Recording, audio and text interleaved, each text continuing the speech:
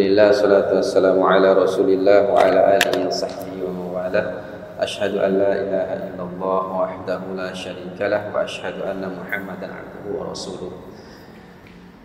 Qala ta'ala ya ayyuhalladzina amanu taqullaha haqqa tuqatih wa la tamutunna illa wa antum muslimun. Wa qala Rasulullah sallallahu alaihi wa ala alihi wasallam ittaqillaha haitsuma kunta wa'ti as-sayyi'ata al-hasanata tamhuha wa khaliqin nas bi khuluqin hasan. Ikhwah fillah, jemaah sekalian yang mudah-mudahan dirahmati oleh Allah Subhanahu wa taala. Alhamdulillah, pada kesempatan yang berbahagia ini seperti biasa rutin ya, pada malam Ahad kita kembali bisa hadiri di masjid kita ini kajian kita setelah kita kemarin libur ya, 1 pekan ya. Malam hari ini insya Allah kita akan melanjutkan kembali pelajaran kita dari kitab Shahih Fiqh Sunnah ini, yaitu pada bab sholat ya. Kita masih membahas kaitan tentang pasal syurutu sihhatus shalah ya, syarat-syarat sahnya salat. Syarat-syarat sahnya salat. Pada pertemuan-pertemuan yang setelah berlalu kita sudah bahas beberapa syarat ya. Syarat-syarat sahnya salat ya, di antaranya kemarin al-ilmu bidukhulil waqt, yaitu telah masuknya waktu. Kemudian at-tahur min hadath,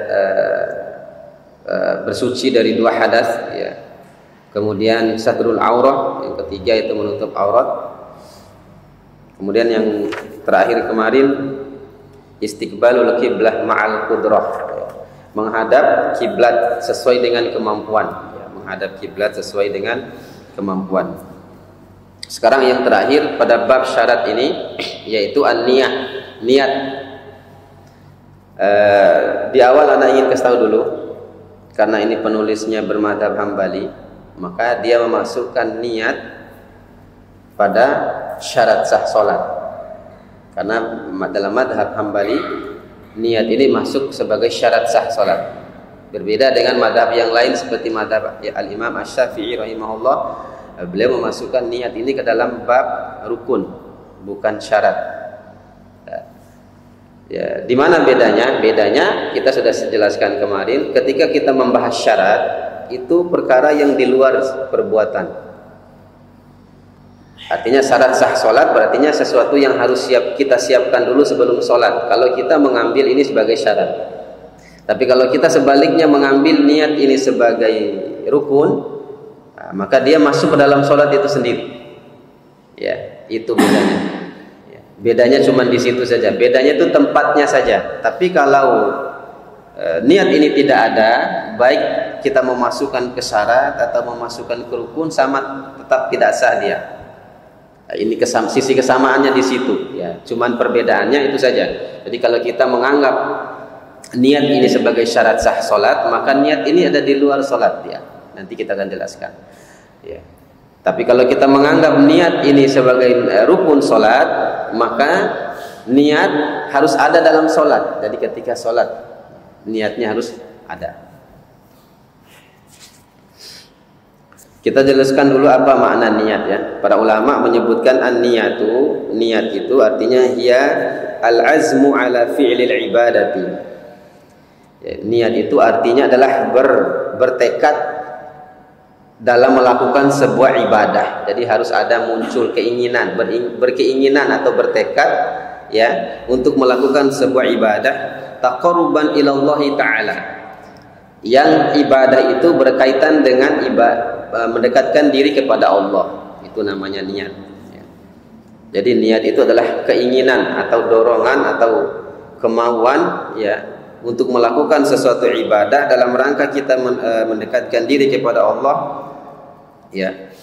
Fala tasihus sholatu biduniha, maka tidak sah salat seseorang tanpa adanya niat. Sekali lagi ya, baik dia mau masukkan ke syarat atau mau dimasukkan ke dalam rukun, tanpa ada niat tidak sah salatnya ya. Jadi tidak boleh tidak ada niat. Kalau tidak ada niat maka tidak sah ibadah itu. Termasuk dalam perkara ini yang kita bahas adalah masalah salat. Ya, ini berdasarkan firman Allah Subhanahu wa taala, "Wa ma umiru illa liya'budullaha mukhlishina lahuddina hunafa." Ya, dalam surat Al-Bayyinah ayat yang kelima. Ya, tidaklah mereka semua diperintahkan, kita semua ini sebagai hamba Allah Subhanahu wa taala, illa liya'budullaha mukhlishina lahuddin, kecuali untuk beribadah kepada Allah mukhlis. Mukhlis di sini ikhlas. Ikhlas ini kaitannya dengan niat, ya. Ya, hunafa itulah agama yang lurus itu. Baik itu wa yuqimus sholata wa yu'tuz zakata wa dzalika dinul qayyimah. Baik itu salat, zakat atau selain ibadah apa saja. Maka itulah agama yang hanif itu, agama yang lurus. Jadi ini perintah dalam ayat ini menunjukkan kita wajib ada niat, dan niat itu wajib niat yang soleh di dalam ketika amal.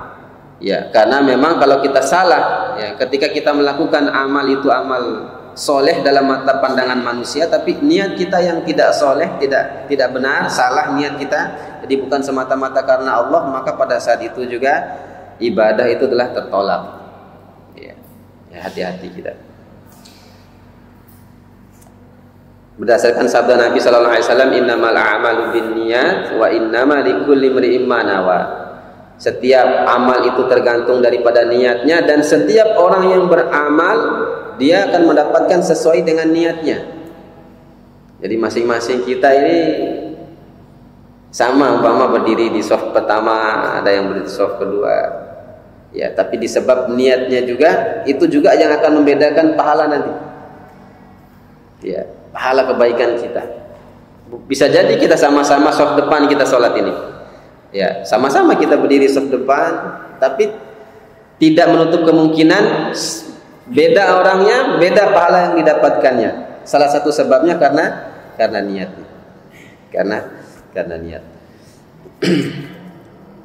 Kita kembali ke pembahasan niat ini. Jadi ini ya. Jadi niat itu menjadi syarat, ya, dalam kitab ini menjadi syarat sah salat. Coba kalau kita buka lagi seperti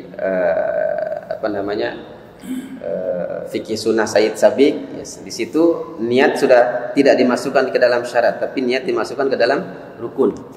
Ya, itu bedanya. Bedanya di situ. Nah, di antaranya adalah mazhab Hambali, mereka memasukkan niat ini sebagai syarat, bukan rukun. Makanya dalam mazhab Hambali, niat itu sebelum takbiratul ihram. Sesaat sebelum takbiratul ihram. Ya. Beda dengan mazhab Syafi'i. Kalau mazhab Syafi'i niatnya itu ketika takbir Allah. Nah, itu karena mazhab Syafi'i memasukkan niat ini ke dalam rukun. Ya, sedangkan rukun itu harus sudah memulai sholat. Ya, memulai sholat itu dengan takbir. Ketika takbir Allah, disitulah niat itu ditempatkan di dalam hati. Kalau kita bermadzhab Syafi'i. Berbeda dengan mazhab Hambali. Mazhab Hambali diam dulu. Niat, selesai niat takbir Allahu Akbar. Nah, di situ bedanya. Karena mazhab Hambali dia meletakkan niat ini sebagai syarat, bukan rukun, ya. Tapi yang luar biasa di antara kedua mazhab ini adalah mazhab Hambali dan mazhab Syafi'i, yang mereka sama-sama menganjurkan untuk talaffuz bin niat, melafadzkan niat. Jadi bukan hanya mazhab Syafi'i, ya, yang menganjurkan untuk melafadzkan niat dalam sholat itu sebelum sholat. Mazhab Hambali pun begitu sama, tapi justru yang di tengah kita ini yang masyhur adalah mazhab Syafi'i. Tapi sebetulnya mazhab Hambali juga begitu. Jadi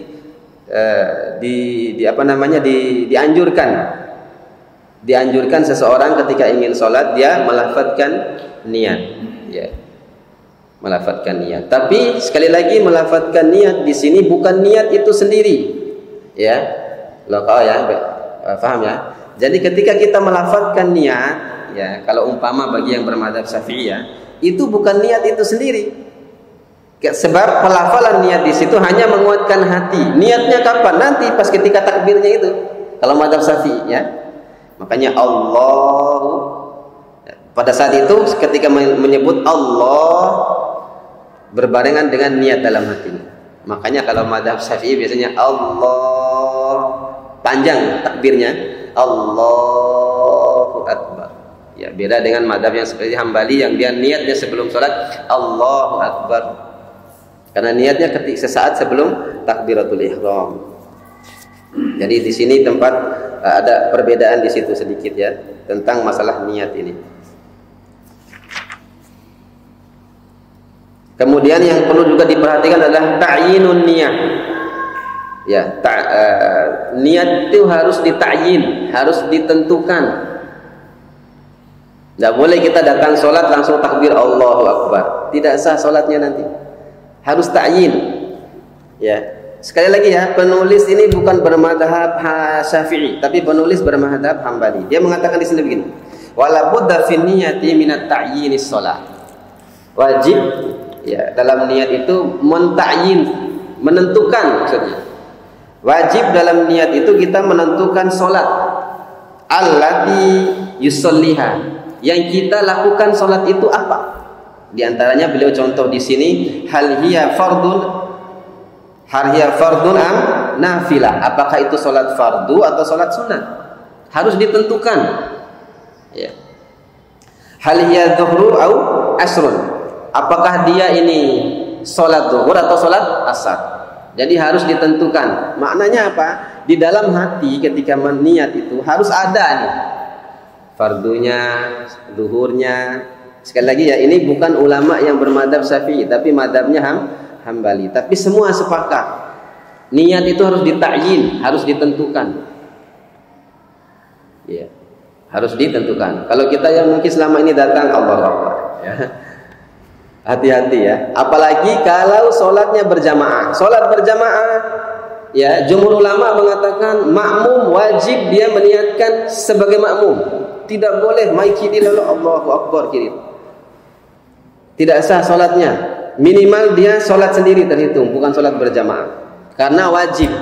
Jadi seorang yang sholat menjadi makmum wajib dia meniatkan sebagai makmum. Beda dengan imam. Imam kata para ulama, jumhur ulama mengatakan imam hukumnya sunnah saja dia niatkan jadi imam. Ketika umpama anak ya, ketika anak jadi imam kemudian berdiri depan, ya ada tidak wajib meniatkan jadi imam itu. Hukumnya sunnah saja menurut jumhur ulama. Ya, adapun ketika dia meniatkan jadi imam, pahala sunnah dia dapatkan. Nah, beda dengan makmum. Kalau makmum wajib diniatkan dia sebagai makmum. Tidak boleh langsung takbir, ya, dia hanya niatkan sholat zuhur umpamanya. Ya, di belakang imam tidak boleh. Harus ada. Jadi niat itu adalah kesengajaan. Kesengajaan itu di mana? Di sini, di hati, di dalam hati dia timbulkan. Ya. Makanya mungkin yang selama ini biasanya datang sholat langsung takbir diubah. Sayang sholat kita nanti. Ya, kan bisa jadi kan sebagaimana sabda Nabi yang kita sebut di awal, 60 tahun sholat tidak diterima. Ya, memang dalam hadisnya Nabi mengatakan la yatimmu ruku'uhu wa sujuduhu. Dia tidak menyempurnakan ruku dan sujudnya. Tapi bisa jadi juga karena perkara lain seperti niat dan seterusnya tadi. Iya. Jadi ini yang perlu kita perhatikan. Dan sekali lagi melafazkan niat dalam madhab Syafi'i maupun madhab Hambali bukan niat itu sendiri. Ya. Artinya apa? Ketika seorang tidak melafazkan niat tidak masalah karena niat itu adalah yang di hati. Ini yang disepakati oleh para ulama, yang di hati, ya. Kalau kita bermadhab Hambali, niat dulu baru takbir. Kalau bermadhab Syafi'i bersamaan antara takbir dengan niat bersamaan. Allah, ya, salat zuhur, makmum, ya, baru Allahu Akbar. Nah, itu niatnya seperti itu. Ini kaitannya dengan syarat sah salat. Ya, sekali lagi ini kalau kita mengambil pendapat madhab Hambali. Tapi kalau kita ambil pendapat madhab Syafi'i, maka dia akan masuk ke dalam rukun. Ya, tidak masalah sebetulnya, tidak masalah. Yang penting niatnya benar, tata cara niatnya benar. Ya, itu yang penting. Yang bukan tempatnya tidak masalah. Mau taruh di rukun, mau taruh di syarat, tidak masalah.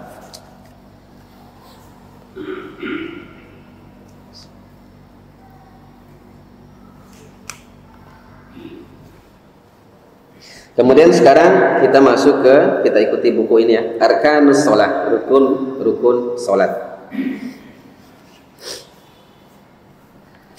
Rukun salat, ya.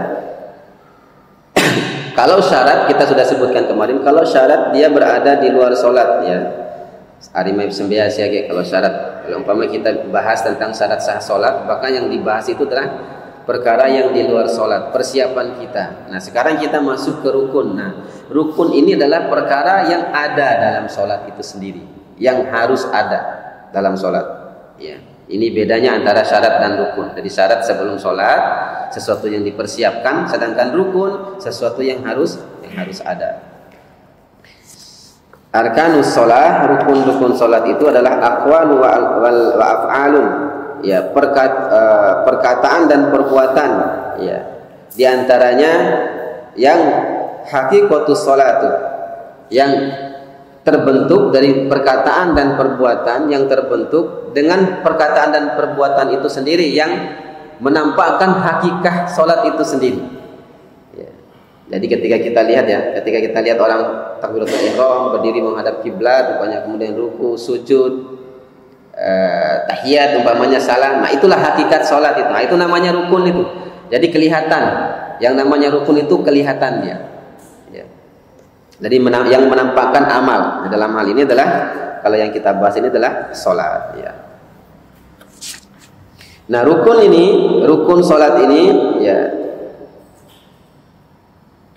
barang siapa yang meninggalkan rukun sholat maka dia tidak sah sholatnya. Ya, sama dengan orang yang ketika sholat tidak terpenuhi syarat sahnya sholat maka tidak sah sholatnya. Sama dengan orang yang meninggalkan rukun sholat.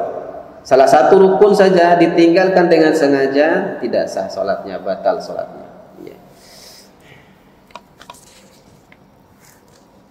Rukun yang pertama adalah al-qiyamu fil fardi lil qadiri alaihi. Rukun yang pertama adalah berdiri dalam sholat fardu bagi yang mampu. Ya. Jadi berdiri ini rukun sholat. Sebagaimana firman Allah Subhanahu Wa Taala, "Qumu wa qumu lillahi qanitin." Ya. Surat Al-Baqarah 238. Dan berdirilah untuk Allah, ya, dengan dan tegakkanlah sholat itu, berdirilah untuk Allah Subhanahu Wa Taala. Ya. Berdirilah yang lurus, yang tegak untuk Allah Subhanahu Wa Taala. Dan begitu juga sabda Nabi Sallallahu Alaihi Wasallam. Nabi bersabda kepada Imran bin Husain, "Sholli qa'iman." Salatlah kamu dengan cara berdiri, perintah ya. Jadi perintah pertama dalam hadis ini oleh Nabi Sallallahu Alaihi Wasallam ya, kepada sahabat Imran bin Husain, salatlah dengan cara berdiri. Fa illam tastati fa qa'idan. Kalau kamu tidak mampu, baru kamu sholat sambil duduk. Ya. Fa'ilam tastati fa'ala janbin. Dan juga kalau kamu tidak mampu duduk, maka sholatlah dengan berbaring. Kalau tidak mampu lagi sholat dengan berbaring, disolatkan, ya kan? Iya, sholat ini ibadah ya, ibadah yang tidak ada uzur. Tidak ada uzur kalau sholat, beda dengan puasa umpama. Puasa kan kalau sakit kan boleh kan? Ya, dia kerjakan di luar bulan Ramadan, dia ganti, dia qadha. Ya. Ada uzurnya. Ya, begitu dengan ibadah-ibadah yang lain. Tapi sholat tidak ada uzur sholat. Ya, dia harus sholat. Sholat dengan keadaannya. Makanya di sini Nabi menegaskan kalau sholat dengan berdiri. Kalau tidak mampu berdiri ya duduk. Kalau tidak mampu duduk ya berbaring. Jadi tidak ada alasan untuk tidak melaksanakan sholat. Ini maksudnya. Ya. Kalaupun dengan berbaring juga tidak bisa, tidak mampu, disolatkan sudah. Ya. Berarti banyak mayat-mayat yang jalan kiri kanan di luar ini ya. Harus disolatkan ini semua. Kenapa? Karena tidak sholat.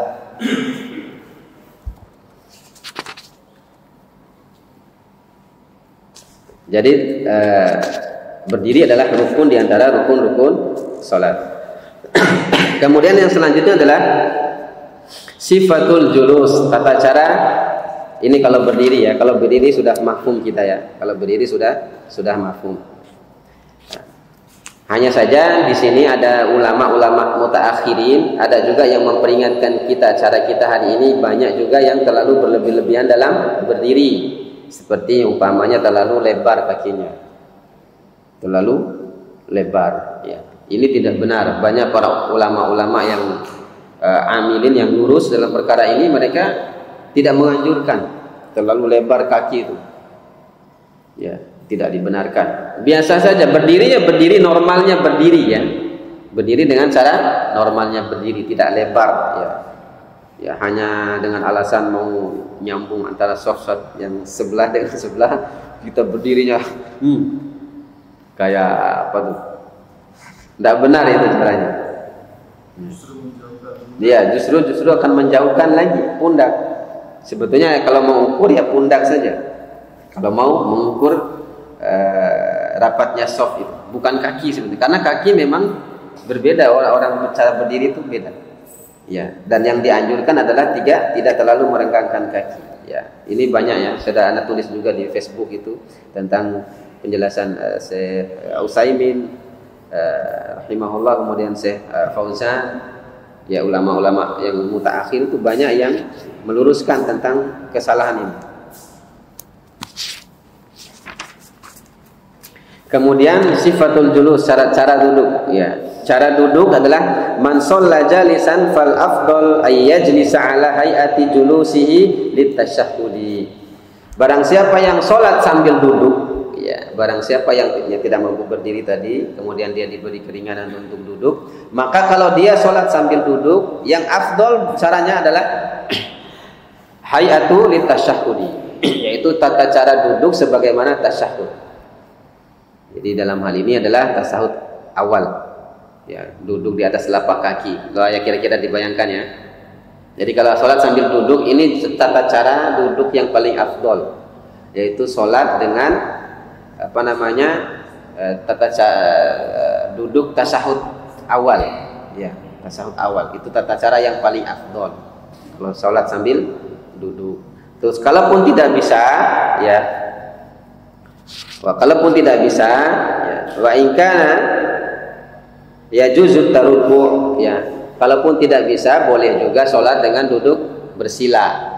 Doa bersila nih boleh biasa doa dayu. Ya boleh. Ya, tapi yang utama tadi, karena dia posisi sholat tadi itu. Beda dengan bersila. Bersila kan bukan posisi sholat ya. Sekalipun kalau tidak mampu kayak tadi, bersila boleh. Ya boleh dengan duduk bersila. Atau bagaimanapun caranya, termasuk yang duduk sholat duduk dengan kursi. Nah, ini boleh. Boleh, ini dibolehkan. Ya. Cuman perlu diingatkan juga, banyak orang yang sholat ya tidak ada di masjid kita. Ya. Alhamdulillah masjid kita ini kan ahli ilmu semua ya, orang-orang yang berilmu. Jadi tahu tata cara. Di masjid banyak tempat itu. Ya. Orang datang sholat pakai kursi, padahal mampu dia jalan dari rumah. Dia mampu jalan dari rumah, ya sampai ke masjid. Dia sholat dengan kursi, apakah tidak boleh? Boleh, kalau termasuk dia orang yang tidak mampu ruku atau tidak mampu sujud, karena umpama kakinya, lututnya sakit atau tulang belakangnya sakit, kalau dalam keadaan ruku atau sujud dia tidak mampu, ya maka ini boleh. Hanya saja syaratnya, karena dia sudah datang itu dari rumah, dia berjalan, maka tidak boleh dia melakukan takbiratul ihram dalam keadaan duduk.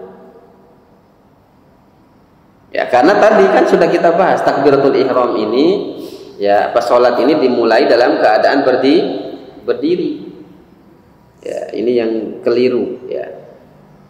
Saya kasih contoh ya. Umpama ini sholat ya. Ini kursi, saya sholat di kursi. Kita orang yang mampu berdiri kita, ya. Tapi yang kita tidak mampu itulah umpama sujud, ya. Maka berarti kita berdiri mampu, ruku juga mampu, bangkit dari ruku, ya, i'tidal juga mampu. Berarti karena itu rukun, dia harus dilakukan. Salatnya Allahu Akbar, kemudian ruku Allahu Akbar, sami Allahu liman hamidah. Baru ketika sujud baru duduk Allahu Akbar, sujud.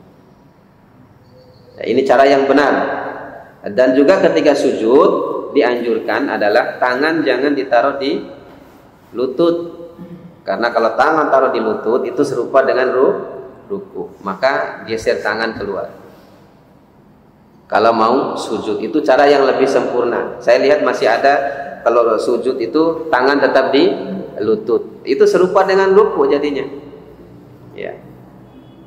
Maka yang kalau cara yang sempurna itu tangan itu harus jangan diletakkan lagi di lutut. Bisa dibayangkan ya? Ya, di sebelahnya gitu, dikeluarkan begini. Ya, jadi seperti itu. Jadi tidak boleh mampu kita sholat datang dari rumah berdiri ya, jalan ya. Pas mau sholat sama imam duduk. Allahu Akbar, takbiratul ihram dengan duduk. Tidak sah sholatnya ini. Saya beberapa orang saya nasihati tidak mau dengar dia Allahu Akbar. Kasihan juga saya. Ya. Bukan di sini ya. Alhamdulillah di sini kita sudah paham semua tentang perkara ini. Beberapa kali saya nasihati, tidak dengar sudah. Ya, yang paling tidak kita sudah kasih tahu. Kasihan juga sebetulnya. Ya, nggak boleh sebab berdiri itu adalah rukun, tidak boleh ya datang langsung duduk. Kecuali sholat sunat bebas. Ya. Mau berdiri, mau duduk tanpa uzur terserah. Takbir juga dalam keadaan duduk tidak masalah. Itu sholat sunat. Cuman konsekuensinya pahalanya separoh kalau sholat sunat. Setengah pahalanya. Jadi kalau kita umpama mau gaya-gayaan sekali-sekali kan, sholat sambil duduk ya, tidak masalah. Tapi 50 pahala mereka. Sampai 100 ya, tapi gitu kalau itu sholat sunat ya, kalau sholat sunat ya, para ulama mengatakan boleh sholat sunat secara mutlak, baik sakit maupun tidak, sholat sunat dengan cara duduk boleh. Tapi tadi ya konsekuensinya pahalanya cuma separuh. Kemudian selanjutnya bagi orang yang tidak mampu duduk, selanjutnya dibolehkan untuk berbaring, sholat sambil berbaring. Dan cara sholat sambil berbaring yang paling afdol adalah dengan kepala sebelah barat, timur, utara ya. Kepala sebelah utara, kaki sebelah selatan, dengan badan dimiringkan ke arah kiblat. Itu cara sholat dalam keadaan tidur berbaring yang afdol itu. Iya. Dan memang sebagaimana yang diajarkan Nabi, dan Nabi memang begitu, mau tidur kepala sebelah utara dan badan dimiringkan ke kiblat. Ini cara yang benar, yang afdol ini kalau sholat sambil tidur. Kemudian cara yang kedua, kalau tidak mampu, cara yang kedua kepala sebelah timur, kaki sebelah barat, tapi dengan catatan kepala dinaikkan, dengan ditinggikan, jadi wajah itu dihadapkan ke kiblat ya. Ini baik posisi kita sholat maupun kita menidurkan mayat juga begitu ya, kan memasukkan mayat, begitu juga menyimpan mayat, itulah posisi, dua posisi itu, jangan dibalik, jangan terbalik simpannya. Nah, kemudian setelah itu kalau tidak mampu kita dalam dua bentuk tidur itu, maka boleh terserah ya, terserah hadap mana saja boleh. Ya, karena sudah tidak mampu lagi ya, seperti umpama di rumah sakit ya, pada wali rero wali lepi wali ngai kan ya, apalagi kalau sudah ada info, sudah ada ini segala macam, la ba'sa kita sholat ke arah mana saja, fasamma wajhullah, di situ ada wajah Allah, tidak masalah, sah sholatnya karena sudah tidak mampu lagi. Yang penting jangan sampai meninggalkan sholat, ya, jangan sampai meninggalkan sholat.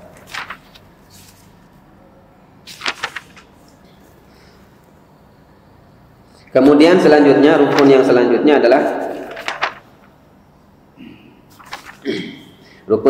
adalah takbiratul ihram. Ya, takbiratul ihram. Takbiratul ihram juga ini adalah rukun. Ya, para ulama sepakat tentang masalah ini. Ya. Maka seseorang itu ketika mau masuk ke dalam sholat, wajib dia takbiratul ihram terlebih dahulu. Tidak boleh ya main dulu di sigi langsung ruku langsung sujud ya, mau ikut imam tidak boleh, tidak sah sholatnya. Yang benar dia takbiratul ihram terlebih dahulu ya. Nabi SAW mengatakan miftahus sholati tahur ya, yang membuka atau yang memulai sholat, yang membuka sholat ya, yang membuka sholat itu adalah atau kunci sholat itu adalah bersuci ya, berwudu ya. Wa tahrimuhat takbir, dan yang memulainya adalah takbir ya, yang mengharamkan atau yang memulainya adalah takbir. Wa tahliluhat taslim, dan yang menghalalkannya atau yang yang mengakhirkannya, penutupnya adalah taslim, salam ya. dalam hadis ini menunjukkan bahwasanya takbir itu adalah rukun. Takbiratul ihram itu adalah rukun.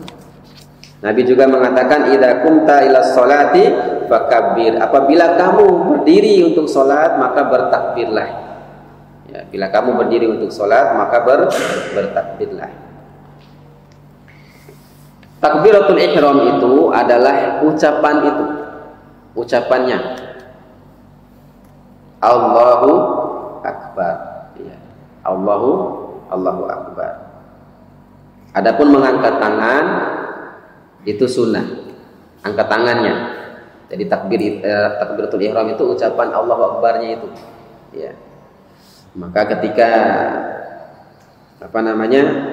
seseorang ingin masuk ke dalam sholat, maka dia berdiri takbir Allahu Akbar terlebih dahulu. Umpama dia tertinggal dari imam, umpama imam sujud, maka dia berdiri dulu takbir, karena tadi ya rukun sholat itu adalah berdiri juga yang pertama tadi. Jadi takbirnya itu dalam keadaan berdiri. Adapun nanti kalau pas mau sujud ikut imam, boleh kita takbir, boleh juga tidak, karena dia sunnah hukumnya. Ya, yang intinya takbiratul ihram tadi sebagai pembuka.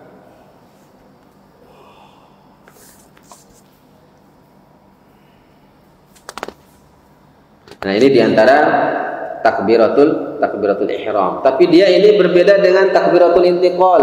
Takbiratul ihram ini berbeda, ya, agak berbeda dia. Kalau takbiratul ihram boleh dengan 3 cara. Ketika angkat tangan Allahu Akbar, samaannya Allahu Akbar. Boleh juga dengan takbir dulu Allahu Akbar baru angkat tangan.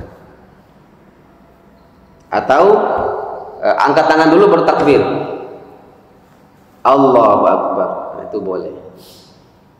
Sudah aja nih. Beda dengan takbiratul intiqal. Takbiratul intiqal ada caranya. Ya, yang ini paling banyak kita salah. Karena Allah Ta'ala alam ya. Mungkin bisa jadi karena menganggap takbiratul intiqal itu sama dengan takbiratul ihram. Tapi sebetulnya berbeda dia. Ya, dari nama saja berbeda. Dari takbiratul intiqal itu adalah takbir perpindahan. Jadi tidak boleh kita takbir dulu baru bergerak, tidak boleh. Atau bergerak dulu baru takbir, tidak boleh. Dia harus bersamaan. Dan antara dua gerakan itu takbir itu harus ada. Itu tanda tata cara yang benar itu. Tidak boleh upama ruku. Ya. Sudah aja. Kita tutup ya. Kita lanjutkan pekan depan aja. Jadi insya Allah kita akan jelaskan perbedaannya. Tapi kita di sini intinya kita bahas dulu takbiratul ihram. Insya Allah pada pertemuan yang selanjutnya kita akan sebutkan perbedaan antara takbiratul ihram dengan takbiratul intiqal ya. Demikian dulu ya. Ada salah-salah kata, mohon maaf. Aqulu qouli hadza astaghfirullah li wa lakum. Subhanakallahumma bihamdika asyhadu an la ilaha illa anta astaghfiruka wa atubu ilaik. Wassalamualaikum warahmatullahi wabarakatuh.